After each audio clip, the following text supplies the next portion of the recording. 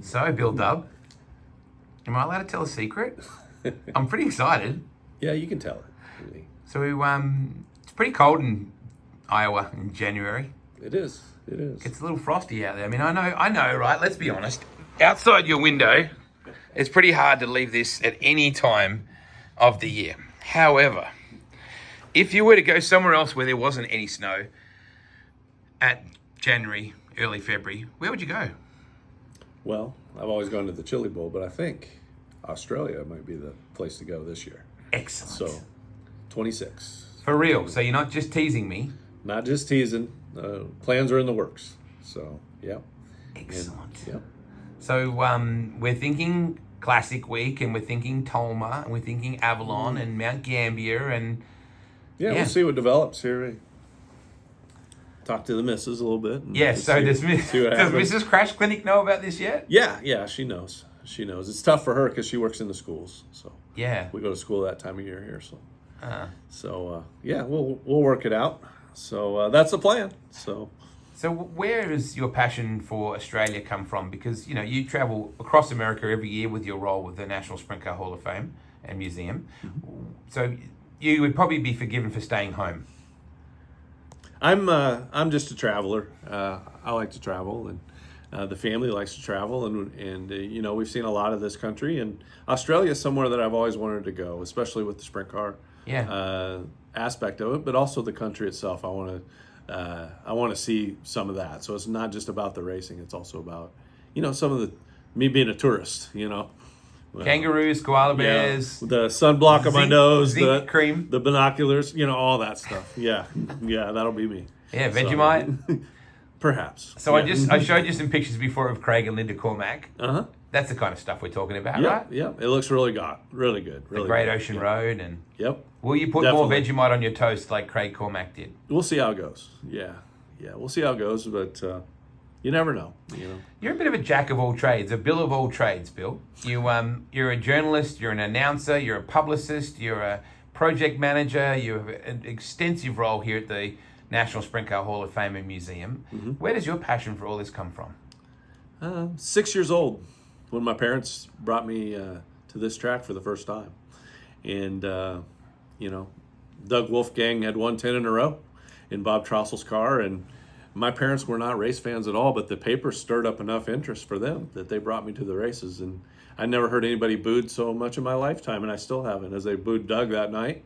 And I was thinking, oh, this poor guy. And then Lloyd Beckman comes out and wins the race, and he's doing cartwheels down the front stretch, and the place is shaking. That's back when the bleachers could shake here. And that kind of hooked me. So, it was something that I just got hooked on at a very young age. My parents were not race fans. They would take me sometimes, but usually it was begging, friends, parents to take me. Yeah. Or when I got old enough, 10, 11, 12, my mother would bring me, drop me off, pick me up at 10:30, and I'd run out to the car and say, the feature's just pushing out. I need another half hour. And then I go back, that sort of thing. And it's kind of ironic because she used to park right here where the Hall of Fame is when I was a kid.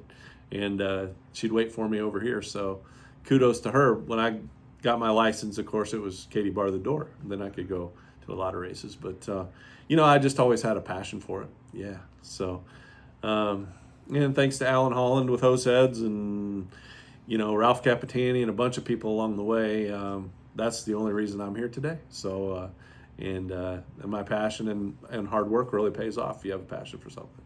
So. It's a very similar story, I'm sure, to a kid watching football, a kid watching baseball, a kid watching basketball, that very first taste, and it just electrifies you, and then it becomes your whole life. Yeah, for me it was just the sound of 20 cars or 24 cars coming out of turn 4, and that roar. When you're that young, it's just something that interesting. And then you get to know the personalities and those types of things, and God forbid you get close enough to meet them. When I was a kid, I was really scared to, meet those guys, and you start to get favorites and non-favorites, Yep. And you need those. You need.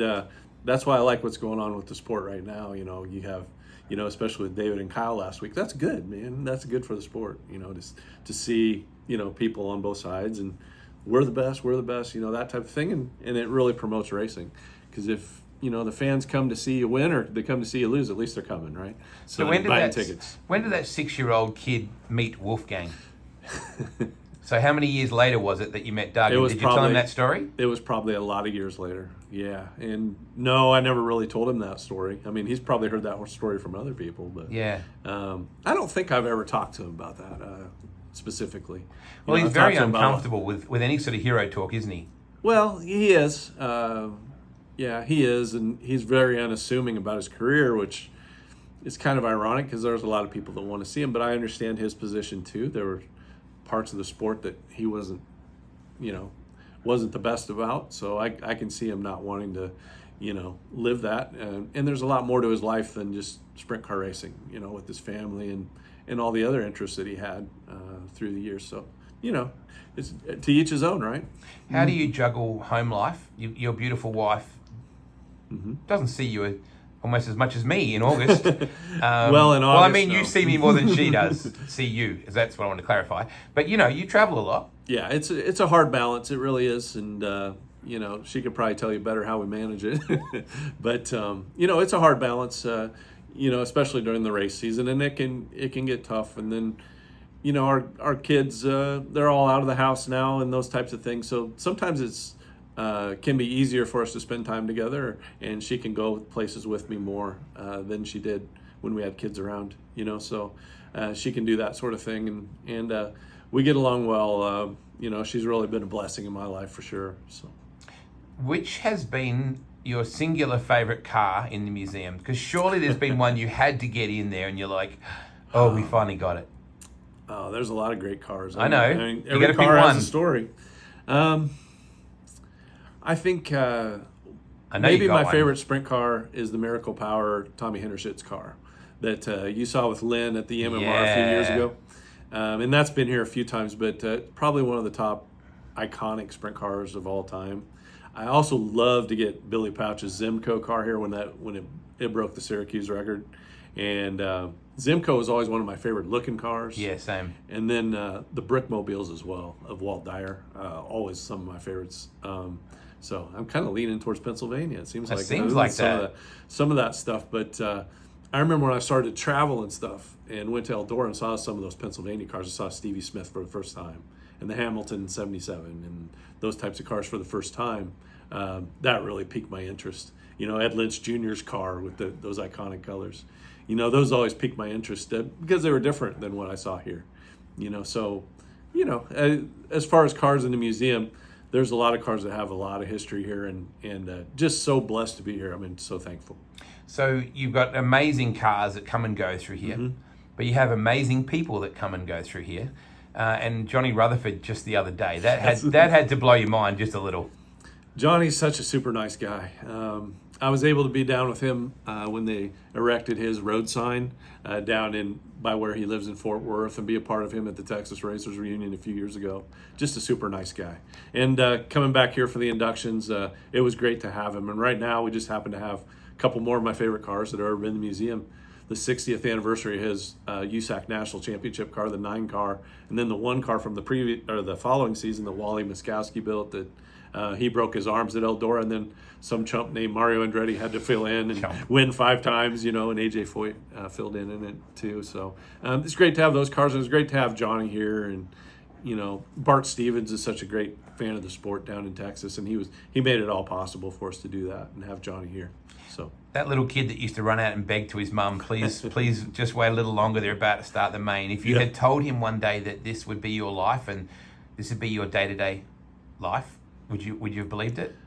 No. I just remember the first time Kathy Bell came to me, and Kathy and Perry Bell, and they said, "Can you write for us for Dirt Digest?" I said, "Sure." And they said, "By the way, you get in the races free." And I'm like, "What? You get in the races free?" I was going to do it. I was going to pay. I've never looked back since then. That was when I was just like, I could not believe what was happening. And if I was a little kid, no, I couldn't believe that.